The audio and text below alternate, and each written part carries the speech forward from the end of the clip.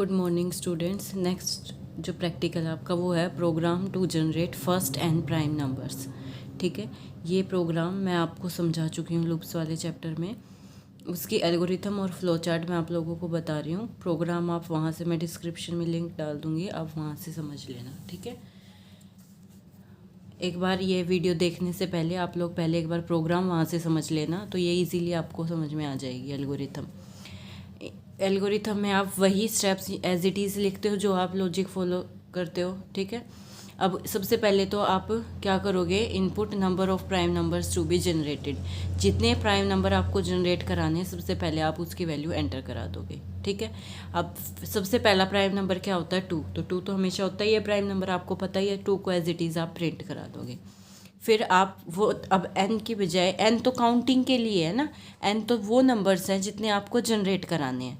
ठीक है, तो ये आपको कन्फ्यूज़न इस चीज़ में नहीं होनी चाहिए कि एक प्रोग्राम आपने पढ़ा था प्राइम नंबर चेक करने का, और एक प्रोग्राम आप पढ़ रहे हो जनरेट करने। आपको इतने, जैसे आपको बोल दिया जाए फर्स्ट 10 प्राइम नंबर्स लिख के दिखाओ, तो ये प्रोग्राम उसके लिए है जब आपको फर्स्ट n प्राइम नंबर्स लिखने हो, जनरेट करने हो। ठीक है, तो n यहाँ पर इस चीज़ से कंफ्यूज नहीं होना कि हम n को चेक करें प्राइम नंबर है या नहीं।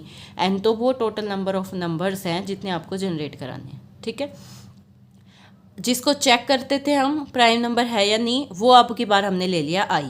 ठीक है, अब 2 तो आप प्रिंट करा ही चुके हो, तो अब आप कहाँ से चेक करना स्टार्ट करोगे, 3 से। तो इनिशियलाइज करा दिया हमने i में क्या, 3, और काउंट में क्या ले लिया, 1, क्योंकि एक प्राइम नंबर तो आप जनरेट करा ही चुके हो, तो काउंट इक्वल टू क्या ले लिया, 1। अब टोटल आपको कितने जनरेट करवाने हैं, n। तो आप ये स्टेप्स प्राइम नंबर को चेक करने के लिए जो स्टेप्स हैं वो आप कहाँ तक फॉलो करोगे, जब तक कि काउंट क्या रहे, लेस देन n रहे। ठीक है, फिर इनिशियलाइज करवाया j इज़ इक्वल टू 2, क्योंकि आप जैसे वहाँ पर आप चेक करते थे कि ये प्राइम नंबर है या नहीं, जैसे यहाँ पर आप चेक कर रहे हो i को प्राइम नंबर है या नहीं, तो आप क्या करोगे, इसको डिवाइड करके देखोगे। किससे, पहले 1 से तो हर एक नंबर डिवाइड हो ही जाता है, तो आप इस i को पहले 2 से डिवाइड करके देखोगे, फिर उस नंबर 3 से डिवाइड करके देखोगे, है ना। तो आप क्या करोगे, जिस नंबर से आप डिवाइड कर रहे हो वो हमने क्या ले लिया, j, और उसमें क्या वैल्यू डाल दी, 2, क्योंकि 1 से तो हर एक नंबर डिवाइड हो ही जाएगा। हम स्टार्टिंग कहाँ से करेंगे, 2 से, तो j में क्या डाल दिया है, 2। ठीक है, अब ये जो स्टेप्स है 8 और 9, ये कब तक रिपीट करेंगे, जब तक कि ये j किससे लेस ना रहे, स्क्वायर रूट ऑफ i से। ये बात भी मैं आपको बता चुकी हूँ। आप यहाँ पर j less than equal to i भी ले सकते हो, क्योंकि प्राइम नंबर हम उसी को बोलते हैं जब तक कि हम कहाँ तक डिवाइड करके देखे हैं, जब तक कि i तक डिवाइड करके देखते हैं ना। 1 से तो हर एक डिवाइड हो ही जाता है, और हम प्राइम नंबर किसको बोलते हैं, वो सिर्फ 1 से और i से डिवाइड हो, उसके अलावा किसी से ना हो। लेकिन मैंने आपको बताया था ये आइट्रेशन घटाने के लिए, उसकी प्रोसेसिंग कम करने के लिए, उसका काम कम करने के लिए हम यहाँ पर स्क्वायर i की बजाय स्क्वायर रूट ऑफ i लिख देते हैं। क्यों, क्योंकि अगर यहाँ तक स्क्वायर रूट ऑफ i तक वो किसी से डिवाइड नहीं हुआ तो आगे भी नहीं होगा। ठीक है, अब उसके बाद फिर हम i को j से डिवाइड करके देखेंगे। अगर वो डिवाइड हो जाता है, इसका मतलब क्या है, वो रिमाइंडर देगा। अगर रिमाइंडर 0 हो गया, इसका मतलब वो डिवाइड हो जाता है j से। देन गो टू स्टेप 12, तो हम i, इसका मतलब वो i इवन नंबर हो ही नहीं सकता। ठीक है, और i में लिया क्या था, 3, तो गो टू स्टेप 12 का मतलब अब हम उसमें 2 ऐड कर देते हैं।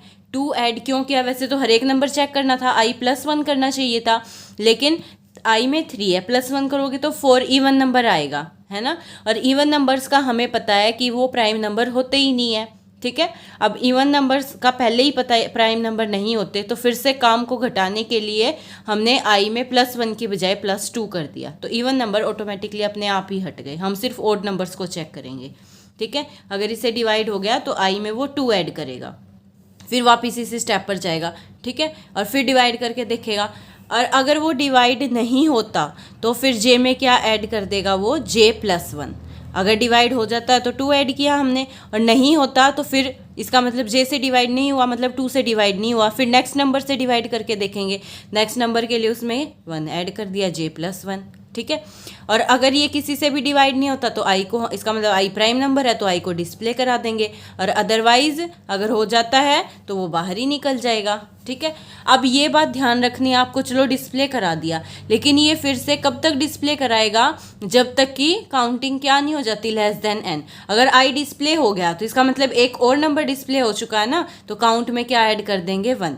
पहले हमने जैसे 2 को प्रिंट कराया तो एक नंबर डिस्प्ले हो चुका है, तो काउंट में हमने 1 डाल रखा है।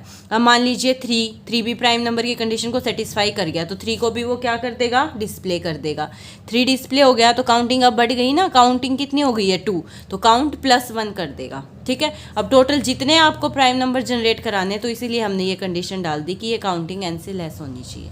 ठीक है। तो इस तरीके से, और लास्ट में फिर आप जब ये कंडीशन ट्रू नहीं होगी तो वो सीधा 13 स्टेप पर आ जाएगा, मतलब टर्मिनेट द प्रोसेस, प्रोग्राम खत्म हो जाएगा।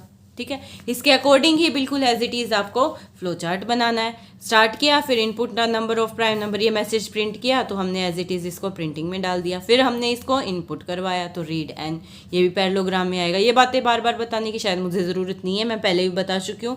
अगर आप प्रिंट कराते हो या स्कैन ऑफ कराते हो तो उसके लिए आप पैरेललोग्राम यूज़ करते हो। आप कोई वैल्यू इनिशियलाइज करा रहे हो या कोई फॉर्मूला लगा रहे हो, कोई कंप्यूटेशनल वर्क कर रहे हो, तो उसको आप किस में डालते हो, रेक्टेंगल में डालते हो। ठीक है। कोई कंडीशन चेक कर रहे हो तो उसको डिसीजन बॉक्स में डालते हो।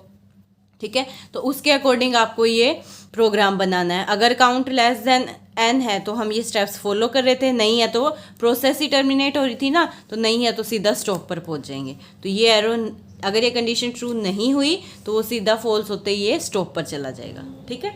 और अगर ट्रू हो गई तो फिर क्या करेगा, अगर ये कंडीशन ट्रू हो गई तो वो जे में हमने क्या वैल्यू डाली थी 2, फिर हम क्या कंडीशन चेक कर रहे थे, अगर J less than equal to square root of I है तो ही हम डिवाइड करके देखेंगे, अगर नहीं है तो फिर हम क्या कर रहे थे, उसको आई को प्रिंट कर रहे थे। ठीक है। तो बिल्कुल इसी स्टेप के अकॉर्डिंग ये फ्लो चार्ट बनाया गया है। एक बार आप ये खुद से पढ़ के देख लेना, अगर कोई डाउट आए तो मेरे से पूछ लेना।